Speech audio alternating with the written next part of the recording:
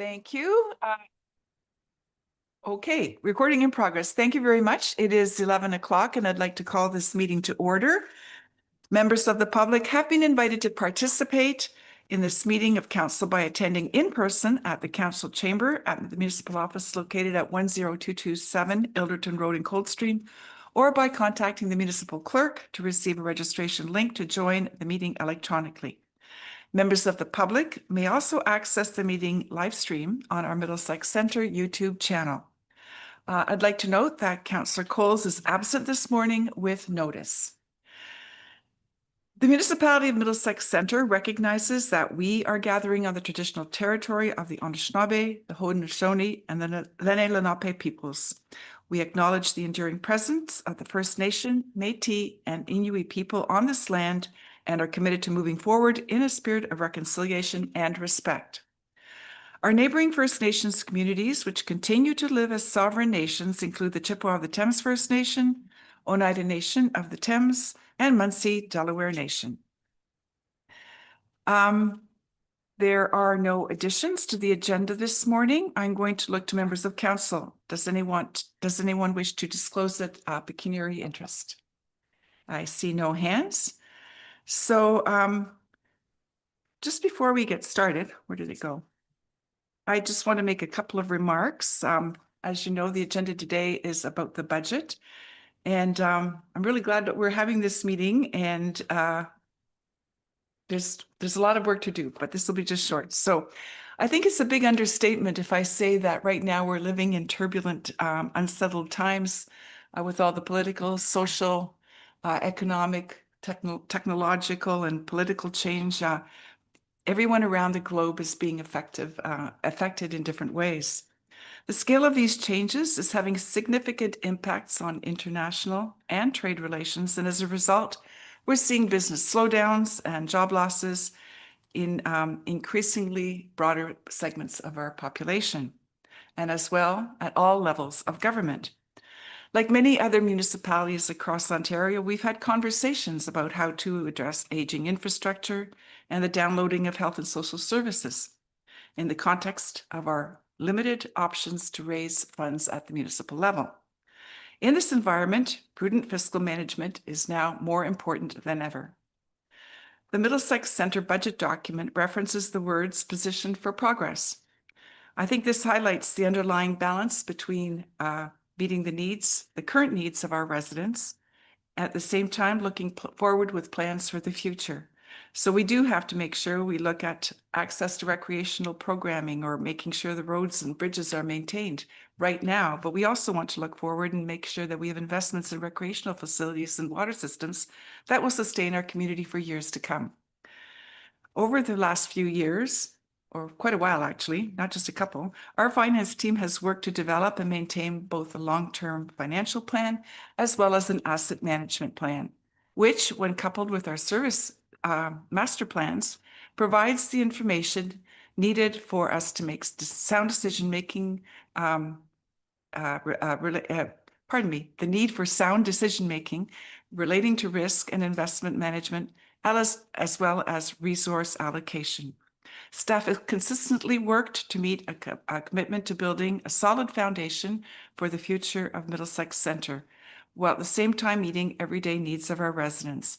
And this year's budget book is the same. It describes how we're going to do this. It's a roadmap for delivering essential services and maintaining our critical infrastructure and investing in programs that make our community be a wonderful place to live and work.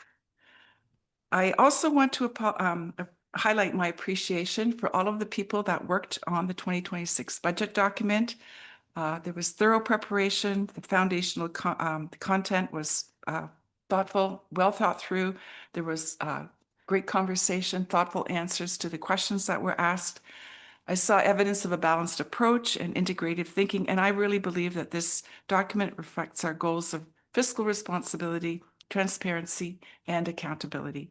So I want to thank everyone who was involved and participated in the budget working group and the preparation of this budget document, including all of the people on the finance team, senior management team, managers, and content experts, as well as council members. I think the Middlesex Center budget document represents the coordinated effort between dedicated professionals who work here, as well as the elected representatives of our community. This is a guiding document that will support our mutual goals of ensuring Middlesex Center remains a thriving, progressive, and welcome community. So today we're going to start with the capital budget first, and we're going to focus on 2026 projects. Staff is be invited to present the proposed projects, and after that, council may ask questions. We'll take a recess between the capital and operating budget discussions for a brief health break, and when we return, we will shift focus to the operating budget.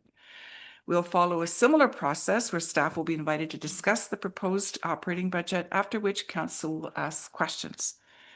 Our Director of Corporate Services will conclude with a general summary of the proposed budget, and at the end, the floor will be open to further questions and comments from everyone.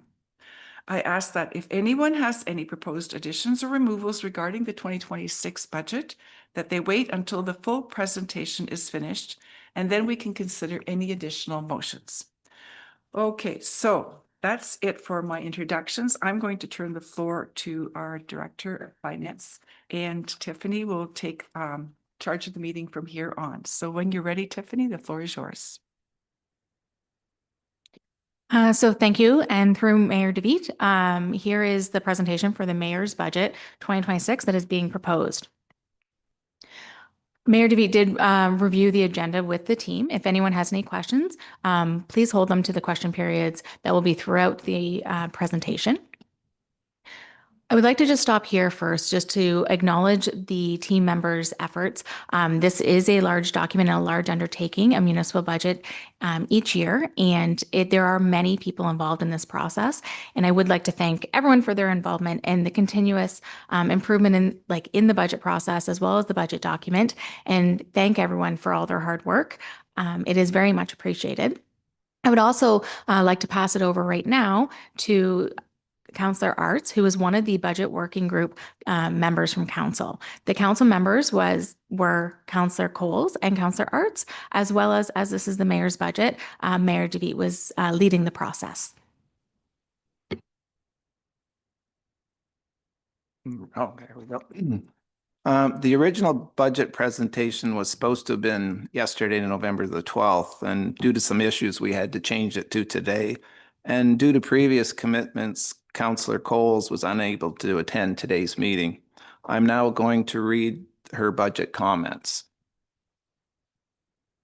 The Budget Working Committee and staff recognize the significant cost of living pressures facing Middlesex Center residents and business owners, as well as the broader uncertainty within the economy.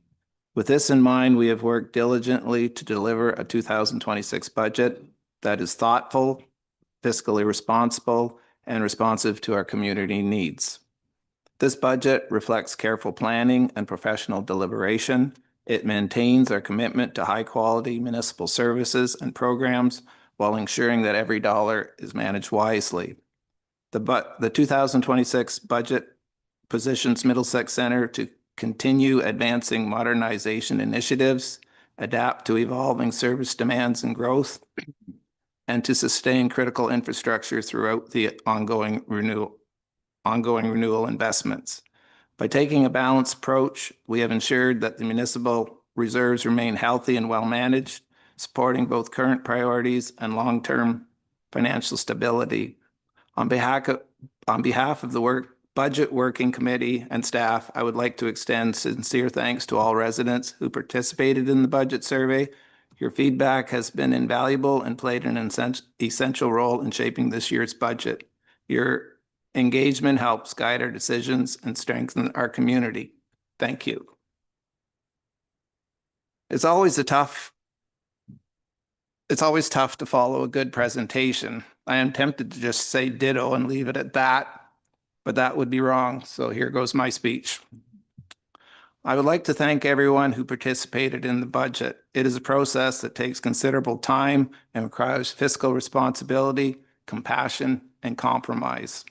For Councillor Coles, this was her first time on the budget committee. She did her homework and she was not afraid to ask tough questions. It was an honor to work with her. On May 1st, 2025, the Government of Ontario expanded the strong mayor powers to the municipality of Middlesex Centre. Personally, I've always been opposed to the Strong Mayors Act. I believe its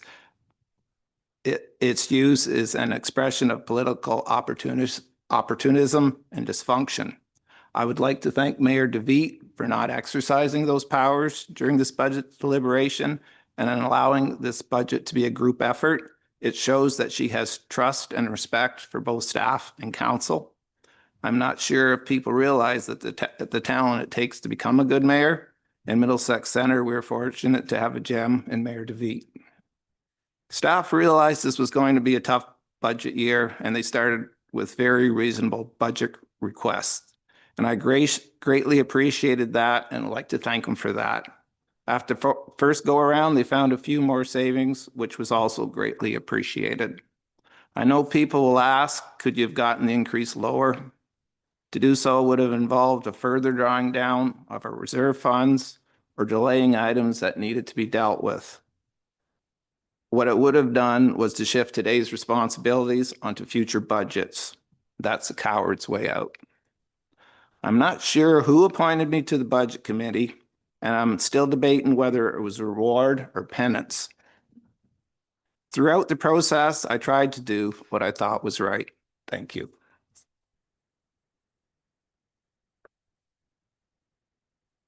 So thank you, Councillor Arts. So first, to discuss just the budget presentation, specifically the award that the Municipality of Middlesex Centre has been able to achieve for many years now. One thing I would like to highlight is that I don't believe that this should be an award presentation, like an award for the presentation and the booklet itself. I do believe within municipalities, this should be a standard that all municipalities strive to achieve. The information that's contained in the budget booklet, as well as the budget presentation, is very, it's very detailed to what people need to understand when it comes to a municipal budget, because it's not as simple as many do think. There's a lot of work that goes into it and a lot of information that can really expand the knowledge base of our community about the costs in order to run a municipality. So I do believe that this is the best way to be open and transparent about the budget and the budget of a municipality. Next would be our key issues and priorities. So both Councillor Arts and Mayor DeVete spoke about some key issues and priorities as we went through the 2026 budget and the deliberations, as each of the departments brought forward specific projects and initiatives and challenges, as well as changing anything to do with changing legislation. And I do appreciate everyone's efforts in that. The items that I would like to highlight for the key issues and priorities for 2026, as the list is long, but one of the things that I'd really like to outline is the aligning with the new strong mayor's powers. So as of May 1st, 2025, Middlesex Centre's mayor is now responsible for preparing and proposing the municipal budget. This is not a power that the mayor can delegate. Our mayor walked us through the budget process, and it was a very collaborative approach, and I believe it is appreciated by all. Mayor DeVete and Council did agree to shorten the timeframes for the budget amendments and veto decisions for the 2026 budget, which have expedited the budget process to keep in line with what we have done in the past and what our community expects. And I would like to thank them, Council, as well as the Mayor, for this, because the strong mayor powers does have a significant impact on the municipal budget, as well as many other areas of the municipality. The next item I'd like to outline and really highlight is our aging infrastructure and closing that infrastructure gap. The municipality faces a significant infrastructure gap with annual funding for infrastructure renewal and maintenance falling short of the estimated need by over $16.7 million in 2026, despite ongoing contributions to capital reserve funds. Efforts are underway to close this gap, including increased annual transfers to capital-related reserve funds and the implementation of new financial models and strategies in the updated asset management plan, which is aiming to address this shortfall over the next 15 years. This is a challenge, but maintaining healthy reserve funds and proactively increasing contributions contributions remain essential to achieve the sustainable infrastructure management and service provision for the residents of Middlesex Centre. So although the rate may seem high to many people, or when we're looking at our water, wastewater, or stormwater rate increases, it is extremely important that we prioritize this aging infrastructure to ensure that the services that the community receives are not impacted. I would also like to highlight the community-wide effects of the economic challenges and uncertainty in the economy, and specifically around the United States tariffs. Middlesex Centre is not immune to the economic challenges and uncertainty being experienced in Canada and around the world as a result of current economic events. Canada's economy continues to grapple with persistent challenges and uncertainty in 2025, and this trend is expected to be carried into 2026. So escalating trade tensions in the U.S. with tariffs have weighed heavily on exports and imports, slowing business investments, particularly in machinery and equipment. And the community of Middlesex Centre and our residents and our businesses are also impacted by this. So this is something that is kept in mind as the budget working group worked through the 2026 budget. Just touching on the alignment with our strategic plan. So the strategic plan is coming to an end in our 2026. So the budget does align with the strategic plan as well as many of the priorities included, which staff will highlight as we go over all the department-specific budget and initiatives. Now, the big picture. I will start with this information, and then I will also end the presentation with this information. This is done so that members of council and the public can see what is being asked within the budget at a high level. And then you'll hear all the detailed information and come back again to these high level numbers. So to point out, we are looking at a 7.03% tax levy increase, which is an increase over 2025. We're looking at a 5.71% tax rate increase. This is the highest tax rate increase that Middlesex Centre has done in the last 10 years. Operating costs have increased by approximately $5 million, while capital project costs have decreased by about $8 million to $9 million. The overall total budget is slightly less than last year. We have an increase in transfers to reserve funds by approximately $2 million and a decrease in transfers from reserve funds. Now, to just highlight some of these numbers and put them into context. When we're looking at the operating cost increase, this will be discussed in the later half of the presentation with more details being outlined. But mainly, this is made up of about $2 million more going into the transfers to reserves. That is supporting the majority of our capital projects. Wages and benefits have increased approximately $870,000. Our OPP costs at $266,000. Non-capital equipment is mainly due to our accounting software upgrade of about $350,000. Servicing costs of $1 million for development legal expenses, and approximately another $1 million in the Housing Accelerated Fund division of the Planning Department. This is grant funded, but with that, there are the costs of the projects that are being underway in order to support the Housing Accelerator, like building homes. With respect to capital projects, there is a decrease in capital projects. This is mainly due to the creation of the new unfunded capital section of the budget. This was introduced in 2025 and continues into 2026 and into the future. This has decreased the requirements for capital in 2026 and into the future. Additionally, there is some completion of some larger projects in 2025, notably within our facilities department, the municipal office reno and the Ilderton Arena. That project is expected to be completed in 2025. And there was a large project within the water department as well. And finally, the transfers to reserve funds. There's a little over $1 million being added to the annual transfer to the asset management reserve funds and the new growth reserve fund to support our assets, and an increase in the transfers due to two government grants, the Ontario Community Infrastructure Fund and the Canada Community Building Fund. Both of those amounts have increased, and that gets transferred into our reserves. And there are increased transfers to the reserves for our water, wastewater, and stormwater rate-based departments. And finally, the transfers from reserve funds is connected to the fact that we have less capital projects in 2026. Before we jump into the capital budget, does any member of council have a question with respect to the information presented so far? All right, seeing no questions, we will get started on our capital budget. So what I would like to highlight when beginning to discuss the capital budget is how the assets are categorized. So for the municipality of Middlesex Center, in order to make decisions and to discuss any of the capital projects at the working group level, as well as within each of the departments, there are three categories. The asset management related capital. Projects within this category are projects maintain infrastructure that is in place today. Your buildings, water mains, roads, bridges. This is a high priority component of our capital budget. The goal is to keep systems and facilities in good repair. Planned regular maintenance is more affordable than reactive emergency repairs. So these are usually the highest priority items when we're looking at our capital budget. Then we have our growth-related capital projects. These projects extend services to newly developed areas of the municipality. Example, a water main to service a new subdivision, road widening to handle additional traffic from new subdivisions. Growth projects are not always immediately imperative, but in the long run, the municipality has a responsibility to provide that adequate service to newly developed areas. Middlesex Center ties all of our growth-related capital projects to our development charge study that was approved in 2024. And finally, the efficiency and improvement of capital projects. These projects offer enhanced or advanced services or responding to emerging requirements, such as upgrading equipment in municipal facilities to incorporate high technology improvements. Although these projects are discretionary, they may have a strong justification for moving forward.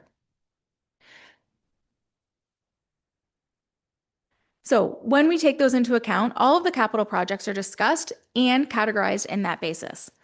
But one thing to also remember when we're looking at our capital projects is how this ties to our operating budget.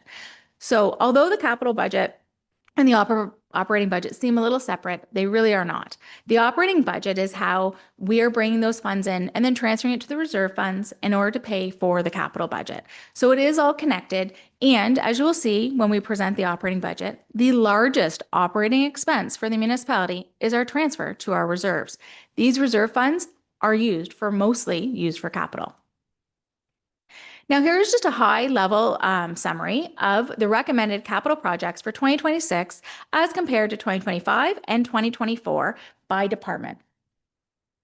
Within this presentation or in this chart, you will see that the bigger swings, as discussed before, were in the facility services department and water, where there is a decrease in the capital projects being identified for the 2026 year.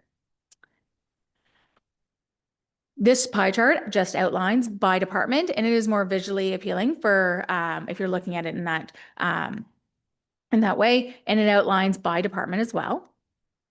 And finally, our bar chart. This outlines for the period of 2022 to 2026. So you can see where there's some fluctuations in specific departments related to some of the specific capital happening in the past, as well as going into the future. Many projects and many departments stay very stable. Finally, we have our 5-year capital budget. This is the expenditures by department, and it goes out until 2030.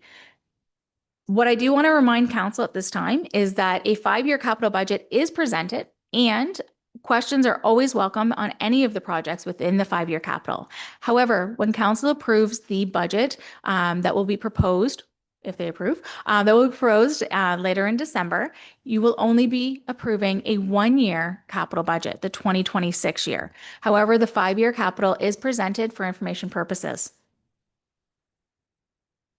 So at this time, I'm just going to ask if there is any questions before we move it over to the Community Services Department. No? Okay, so I will move it over. So Justin Fiddler, the Manager of Community Services, will be presenting for Community Services and Facilities. Thank you.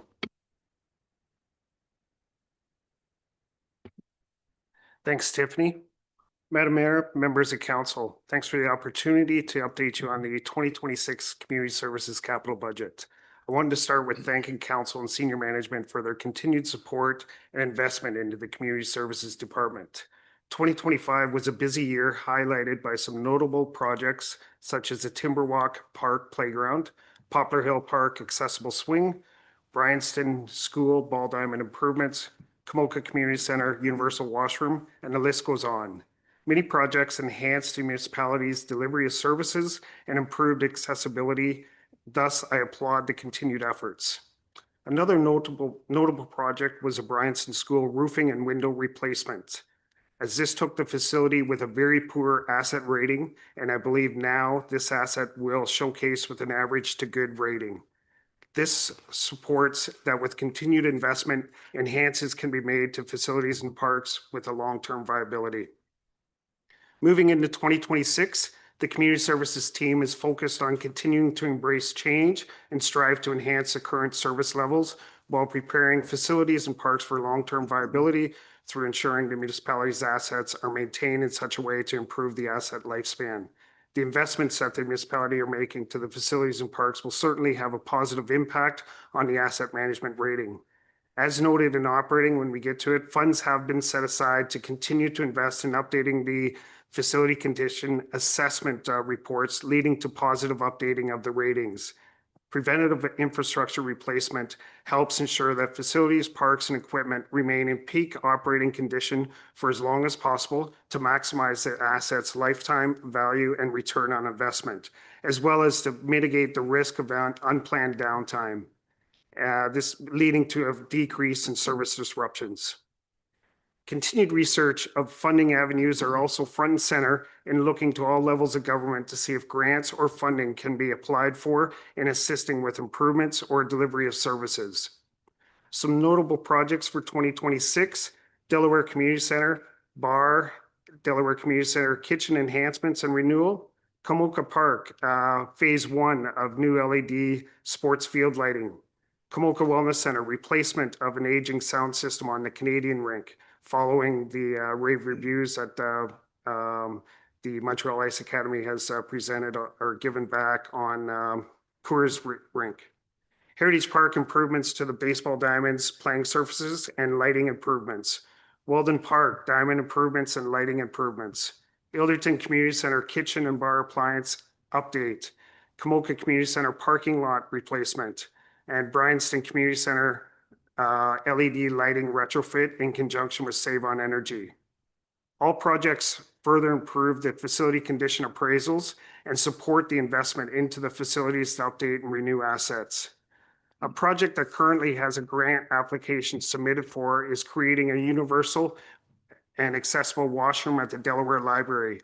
This facility is the last facility in Middlesex Center that is currently not AODA compliant, with no current means of accessing the facility for disabled patrons. This washroom would serve both library patrons and also community sports field users, as there would be an exterior entrance for Summer Parks use as well. Another project that has recently been discussed on a cost share basis would be a new road sign at the Ilderton Arena in conjunction with the Ilderton Lions Club showing interest to partner. The municipality of Middlesex Center has amazing groups and service clubs that continue to extend offers to better the community through project partnerships, as a recently completed Timberwalk Lions Park or Poplar Hill Accessible Swing. These partnerships create community group ownership and serve a purpose. The fact that service clubs continue to choose municipal betterment projects is a testament to the strong community bond that is evident. Great job, council, senior management, all staff, and of course the residents who support the fundraising events put on by service clubs. In closing, the community services team is excited to move forward in 2026 and continue to fulfill community betterment while also maintaining the parks and facilities assets, ensuring long-term use. Thanks for continued support. If you have any questions.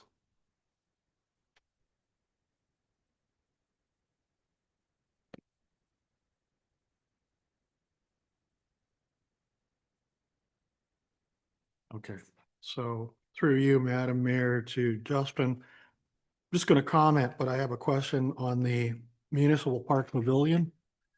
125, has that been revised from when we talked? That's quite a bit higher than, It's in there as a place.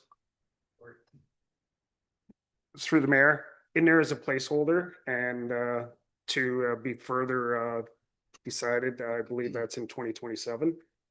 yeah, that's correct. Just to advise, the Lions need a project. So this is not gonna happen in 26 at all, because there has to be community fundraising. The Lions will contribute. I'm hoping to tap the Delaware Hydro Fund. We've never taken any capital out of that fund. This is a community betterment issue. So hopefully we can do something by 2027, but it has to be talked out yet. Thank you.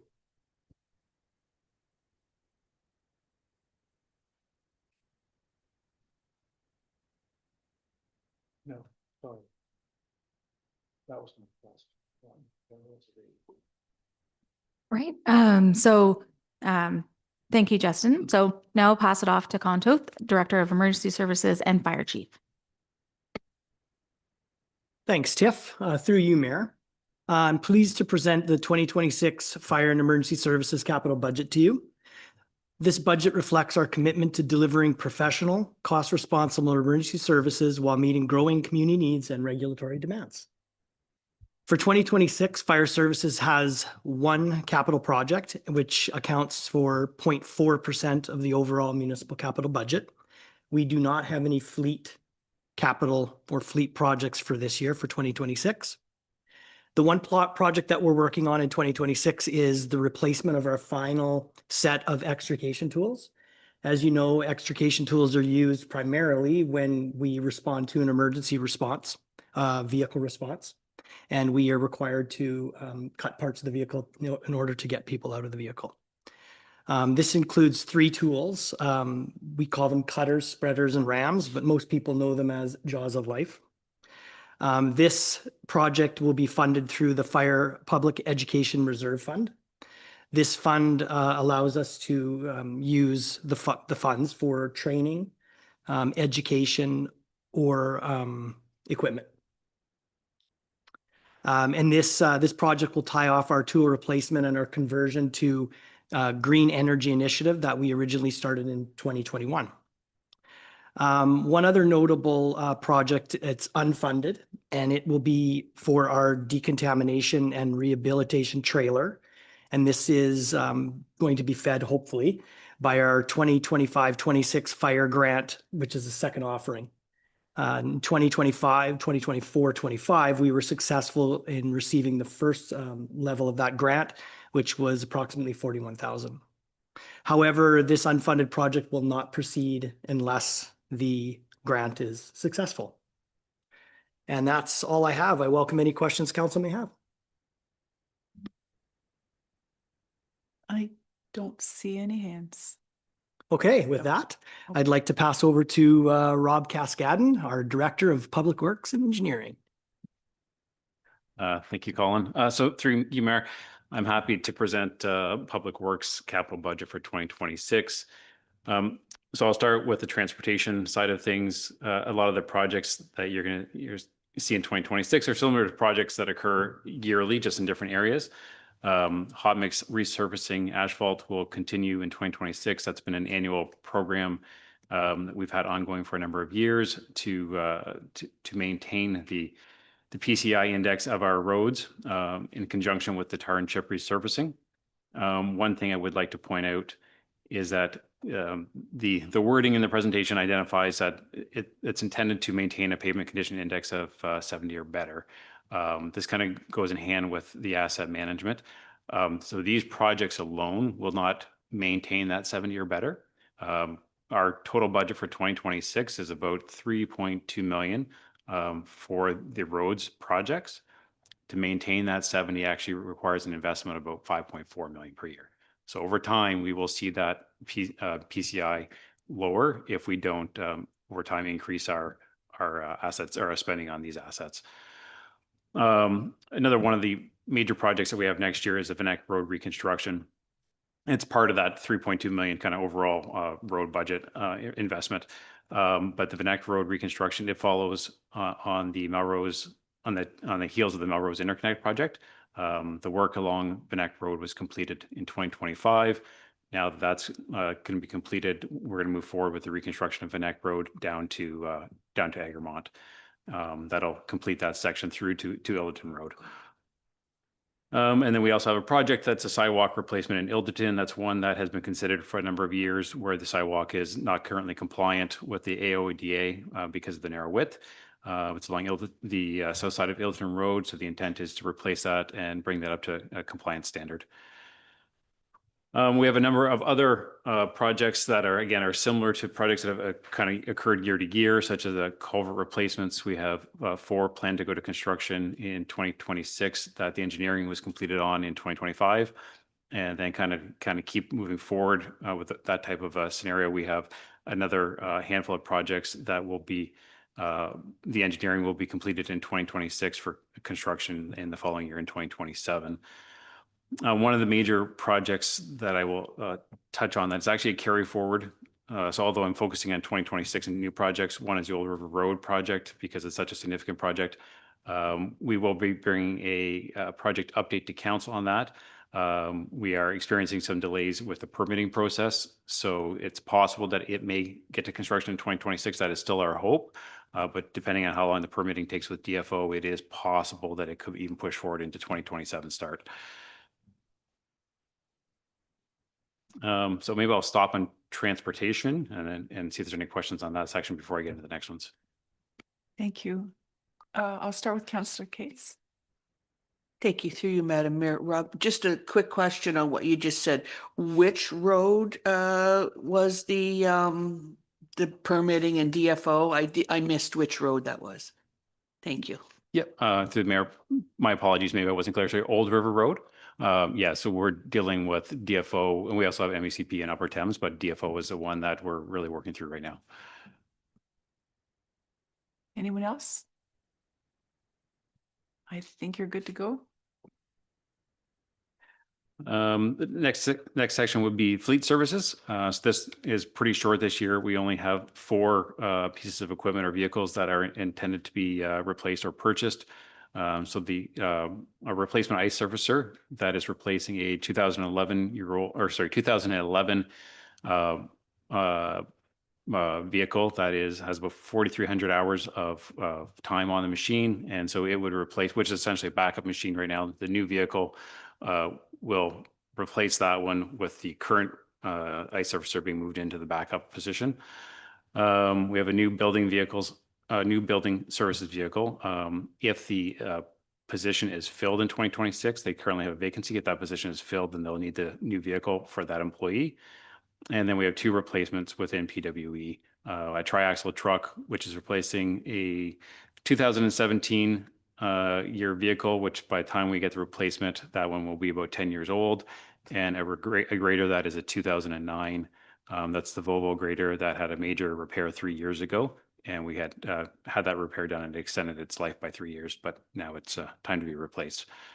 So happy to answer any questions on the fleet section. Through your worship to Rob. So coming out of COVID, everything got crazy with delivery times and price pressures on budgets. Can you comment on what is the state of affairs today? Is there a leveling out now of cost increases? Is stuff available in a timely fashion? Through the mayor. So Andrew can correct me if I'm wrong on this, but I'm gonna say yes, there's a leveling out. We're not seeing the same type of cost increases that we saw during COVID, and the delivery times are still an issue. There's still a long lead time. They certainly haven't got any worse, maybe have improved slightly, I'd say, but it's still a long lead time on those larger items. The light duty vehicles, those are fine, but the larger items like triaxles, those are still long lead time. Anyone else? Okay, we can move ahead.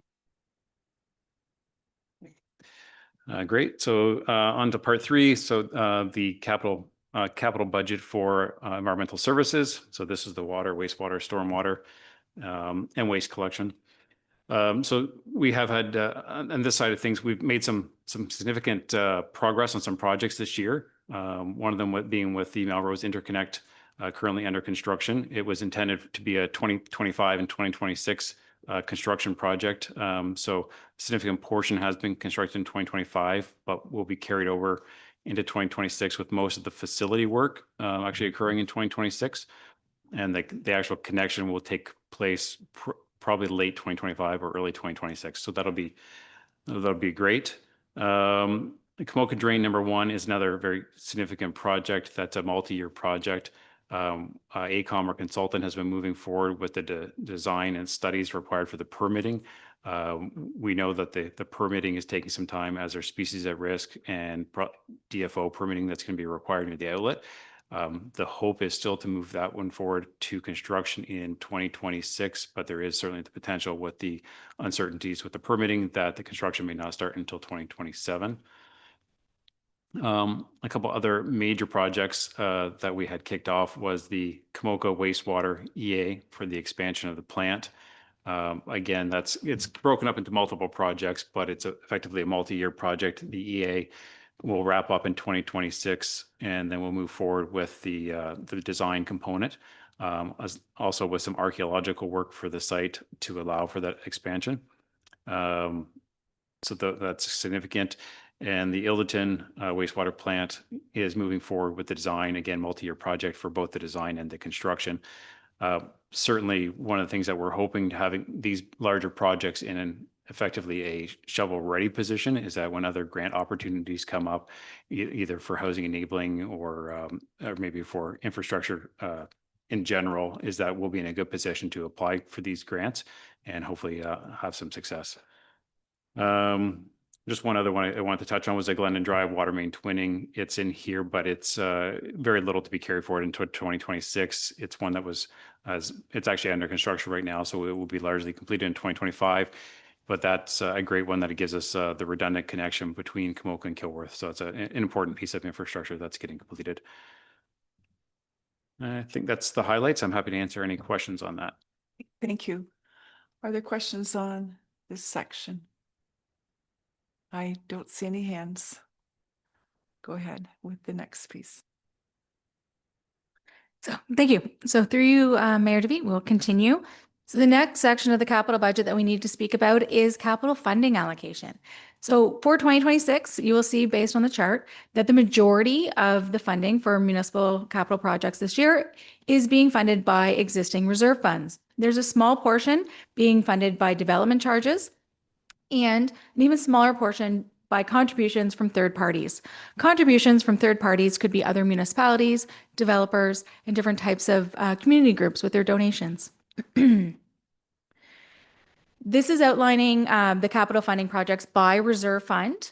And I won't go into too much detail with the exception to outline some of the newer reserve funds. You'll notice on this first chart is the growth reserve fund with some projects being funded in 2026. This is a new reserve fund that was approved by council on October 1st of this year. And this is funding those the projects that are growth related in the development charge study that are a benefit to existing and therefore are not covered by development charges. This is now a separate reserve fund for the municipality. And at the bottom of this chart, you'll see the Efficiencies and Improvements Reserve Fund. This is also a new reserve fund that was created in order to fund those efficiencies and improvements category of projects. At this time, only $107,500 has been identified from that fund, and those relate to specific projects that are included in the capital budget, which I'll discuss in just a little bit when we discuss the unfunded capital. This is the remaining reserve funds for 2026 and the balances that will be transferred from them. Now, I would like to talk about the unfunded capital piece. This was a new, in 2025, Middlesex Center established a formal process to classify and present unfunded capital projects separately from those in the approved budget. This classification aligns with the recommendations in the long-range financial plan. In 2025, these projects were just presented. However, they were in 2025, those items relating to the 2025 budget were funded. With the note being in the future, in 2026, they would no longer be funded as the process was developed over 2025 for the 2026 budget to align with the long-range financial plans and our financing strategies. Unfunded capital projects are identified priorities or needs that lack a committed funding source in the current budget year. Such projects may originate from master plans, growth studies, community proposals, or initiatives focused on improving efficiency within the municipality and the services being provided. Unfunded capital projects require additional council discussion and decision-making before moving forward, as they lack an identified funding source. This can happen at the budget working group and in council during the budget presentation. Projects that are asset management, so as mentioned before, where there has been that 107,000 removed from the Efficiency and Improvement Reserve Fund. These projects were discussed at the budget working group. They're a portion of certain capital projects. To give an example, there are asset management capital projects that contain a portion that would be efficiency and improvement. So we're not replacing the asset like for like. Therefore, in our asset management plan and that financing strategy, the amount that's been funded is only for the asset like for like.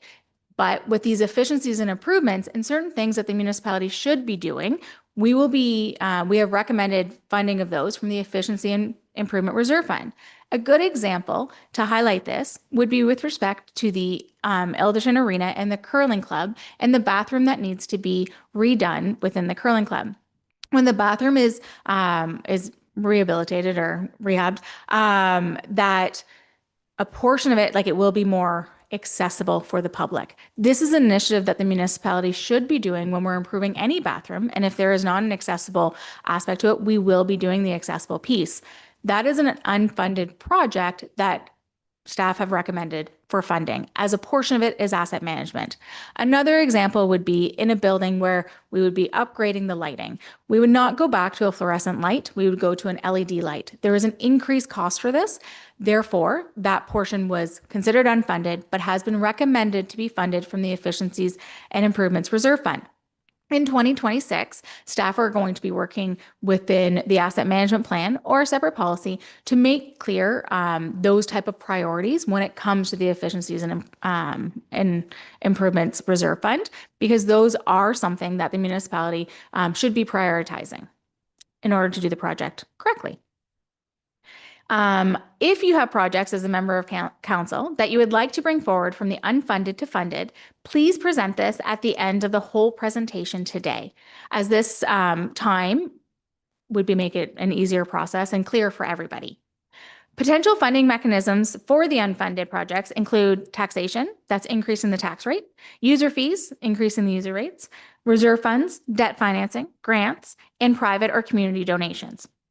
As earlier mentioned by our Director of Emergency Services and Fire Chief, when there is a specific project that's been identified in our unfunded, however, there's a grant that is being looked at, like that is being applied for by staff. This is an excellent example of one of those unfunded projects. It's great for the municipality to do this. It is great for the community. We just don't have the funding. So staff will look into any grant opportunities in order to make that project happen. If we are successful in that grant, that's a great report for council to know the efforts that put into that, and then that resulted in this capital project.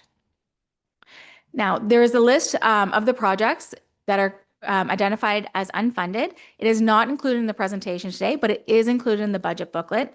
And to be clear, these projects will not be completed until there is funding in place. So although they're listed in the capital budget or in the budget booklet, they will not be going forward in the year that they've been identified unless there is a funding source. It is important that we do highlight these projects for the community who are reading the budget booklet, as many of them are very important to members of council and to the community, and they have been identified as part of our master plan. And we want to make sure that there is focus on them and that that staff are continuously looking into it, as well as those funding sources. At this time, the Efficiency and Improvement Reserve Fund has a balance of $400,000 in it with no additional contributions planned. So just to keep in mind for a funding source. Next is our long-range financial planning analysis. The long-range financial plan, Middlesex Center Council approved these on June 5th, 2025. This established clear long-term financial goals aligned with our municipal strategic priorities, our municipal strategic plan, and many different master plans. The key focus areas include maintaining fiscal sustainability, managing future infrastructure investment, and supporting economic growth throughout the municipality. One thing I would like to highlight is our rate requirements as recommended in the annual, in the long-range financial plan based annually. The property tax levy that was recommended was 8.4%. Water was a 6.1% increase, wastewater 8.7% increase, and stormwater 10% increase. At this time, you can see that we are not meeting these targets for all the proposed rate increases other than our stormwater rate, as that 1% difference is in the rate increase is the proposed 1% growth.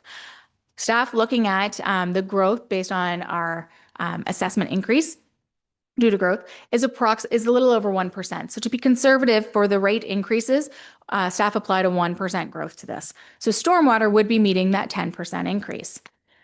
The 1% growth is factored into the proposed tax levy increase of the 7% and makes up part of the differences in the water and wastewater. Staff will continue to monitor and report to council on these differences. There have been some cost savings within the departments, but this is something that we will be monitoring as part of this process and throughout the year. Next would be our asset management. So on October 1st, 2025, council approved our updated asset management plan. Included in that asset management plan is $1.5 billion of assets that the municipality has to maintain. So when we're looking at that amount of money, it is significant. And this is why there are so many financial strategies around our asset management, our assets in our asset management plan. These are our existing assets. The majority of our 2026 capital projects are asset management projects, as they have been aligned with that plan. And this is where that focus, especially for those existing reserve funds related to asset, needs to be, it does need to be funded. We, as a municipality, have a responsibility for all of those assets. And I believe, with respect to the level of service, the community expects and deserves to have the level of service being provided in order to maintain those assets.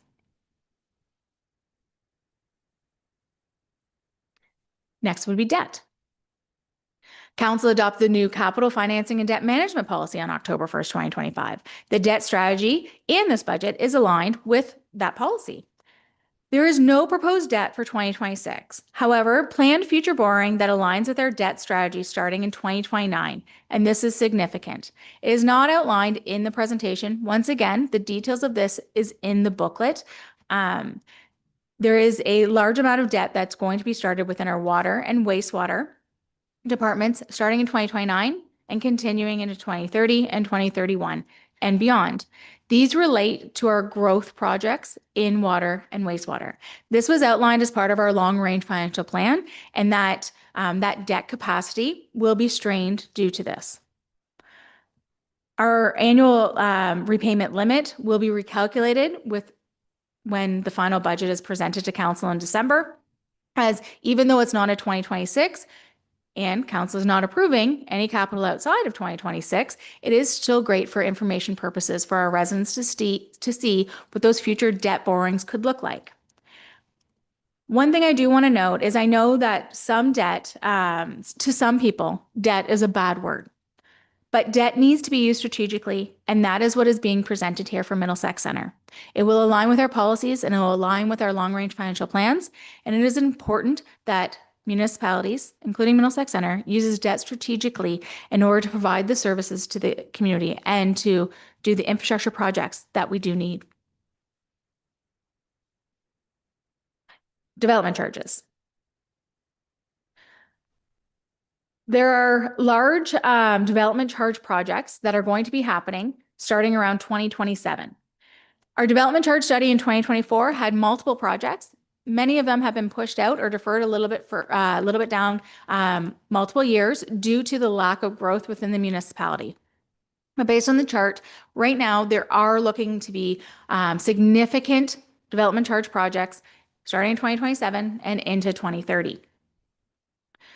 This will depend on the growth of the municipality, and the time can change. So I do want to be clear on that. Projected, as you can see in the presentation, there's projected large negative balances into 2030. However, these projects are part of that debt borrowing proposed, as I mentioned earlier, beginning in 2029. For that debt being proposed in 2029, it is both sides of funding. It is the development charge funding as well as the utility rate funding, so either the water rates or the wastewater rates. The project would be funded by debt together. So as much as you're seeing these negative balances, it will be debt funded. So you won't see that completely, but this is to illustrate the cost of those projects. One other item I wanted to note when we're talking about development charges is the change within the legislation that has recently happened. There is a change in non-rental residential development charges, and when that charge, the time for that charge to be collected, so the timing of payment, and this changed as of November 3rd, 2025. The legislation has changed so that now development charges for non-rental residential development can be deferred to occupancy rather than paid at the building permit stage. This will cause a large cash flow issue for the development charge reserve funds and their balances, in addition to a significant administrative burden on staff. Staff are working through the process now. However, when we look at those negative balances, it will be worse, and it will be worse earlier. This change was proposed earlier and then came into effect now on November 3rd. And finally, our reserves and reserve funds. As noted earlier, the majority of our projects are funded by reserves and reserve funds, and the majority of those are funded by the asset management supported reserve funds. So council did adopt an updated reserve and reserve fund policy on October 1st, 2025 as well. This budget is aligned with that policy. And as noted before, the policy is aligned with our long-range financial plan. Middlesex Center's reserve fund policy does outline specific requirements for reporting, as well as when we use the reserve funds. There is a difference between the discretionary reserve fund, which is at council's discretion, and the obligatory reserve funds, which is not at council's discretion, and it is outlined within the applicable legislation. However, any of the reserve funds that are at council's discretion, council could change the use of them. The charts outlined here will show what the actual balances have been, the audited actual balances, and then the projected up to 2030. You'll notice that the chart does not decline as significantly as it has in the past, and this is due to that new section, unfunded capital. These are the asset management, tax levy supported reserve fund balances, as well as our user fee supported reserve fund balances. At this time, I will open it up to council for any questions with respect to the capital as well as the capital funding. Okay, there's a lot of content in there. Yes, go ahead, Councillor Burrs. Simple question. When we borrow money through you, your worship, to Tiffany, it's all through the province, correct? Like we don't issue debentures, we don't go to our bank. Is that it? Yeah, through Mayor DeVee, that is correct. The municipality has historically used Infrastructure Ontario, which is through the province. They do have very competitive rates. However, we do have the option to go to or borrow from a bank as well, and that is part of our policy that it is optional. We do not debenture to residents or businesses at this time. A long question. We seem to have an awful lot of reserve funds. Would you agree? So do you look at that annually to pare some of them down? What are we adding new ones, but getting rid of ones that we no longer need? And just following that, is all that money from reserve funds in one pot, but you manage it, on paper? Is that how it goes? Yep. So through Mayor DeVee, that is correct. So annually, when we review the reserve fund balances in the policy, we do look at reserve funds that we can remove. Some of those have to do with grants that are no longer being funded. So that recommendation comes to council. This year, we did the computer replacement reserve fund. It was created back before we had a specific plan in place for replacements. We do add new ones, and we will look at consolidating some, especially on the operating side and going into the future. You are also correct. We do have a separate bank account for all of reserve funds, with the exception of development charges. That is also a separate bank account. But all the reserve funds are in one bank account to earn interest, because that is a requirement. And then there's administrative work to separate all that out. Anyone else? Okay, I just wanted to note, I think having clarity around what funds are allocated to which is a really good policy to have, because then there's no confusion and we know, are we short or are we not? What do we need to do? So thanks for clarifying all that. Okay, whenever you're ready, you can go ahead with the next piece. Oh, sorry, I didn't look at the agenda. We're at number E. That's it. Okay, so the agenda suggests that we have a recess, take a break right now for about 20 minutes. And so that would be at about 12:20. We should come back. All right, so take a break and we'll come back at that time. So do we need a motion to go out? No. No, okay. We can just adjourn, I mean, walk away for now.